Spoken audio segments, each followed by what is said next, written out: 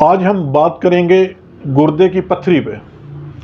گردے کی پتھری مختلف سائزز میں ہوتی ہے۔ بعض دفعہ سائز بڑا ہوتا ہے جو کہ نالی میں سے گزرنا مشکل ہوتا ہے، تو ایسی ادویات بھی ہیں جو اس کو ریزہ کر کے چھوٹے چھوٹے پیسز میں کر کے خارج کر دیتی ہیں۔ آج ہم آپ کو ایک ایسا قہوہ بتائیں گے جو آپ اگر ریگولر کو 15 سے 20 دن استعمال کریں تو آپ کی پتھری چھوٹے چھوٹے پیسز میں ریت بن کر جسم سے خارج ہو جائے گی، وہ چاہے گردے میں ہو یا مثانے میں ہو۔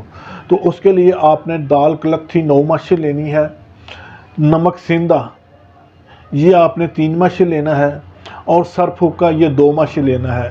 ان کو موٹا موٹا کوٹ لیں، رات کو پانی میں بھگو دیں، صبح اس کو 2-3 ابال دیں۔ یاد رکھیے گا کہ پانی کم از کم 3 پاؤ ہونا چاہیے، اور 2-3 ابال دینے کے بعد اس کو پن کے رکھ لیں۔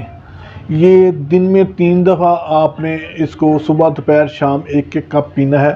اس کی 3 خوراکیں بنا لیں۔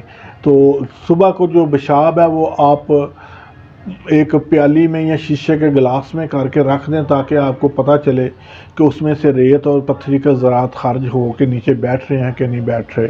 تو یہ استعمال کریں، اور خربوزے کا استعمال کریں۔ آج کل خربوزہ آیا ہوا ہے، گوشت، پالک، میتھی، انڈا، اس طرح کی چیزیں ذرا کم کر دیں، تو انشاءاللہ پتھری آپ کی دیکھیے گا کہ ایسے جسم سے نکل جائے گی جیسے ریت بن کے نکلتی ہے۔